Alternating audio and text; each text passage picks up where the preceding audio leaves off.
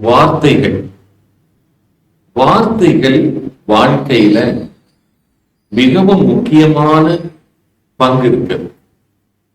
நீங்க நினைச்சுக்கிறீங்க வெறும் பேச்சு தானே, வெறும் சொல் தானே, வெறும் வார்த்தை தானேன்னு நீங்க வெளியிடுறீங்க. ஆனா வெளியில வரக்கூடிய வார்த்தை வேணா உங்களுக்கு சாதாரணமா படலாம்.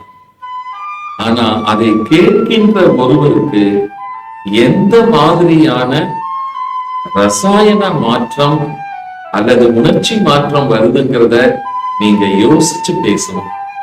அதனாலதான் என்ன சொல்றாங்க, நெல்லை கொட்டினால் அள்ளிவிடலாம், சொல்லை கொட்டினால் அல்லவே முடியாதுங்கிறாங்க.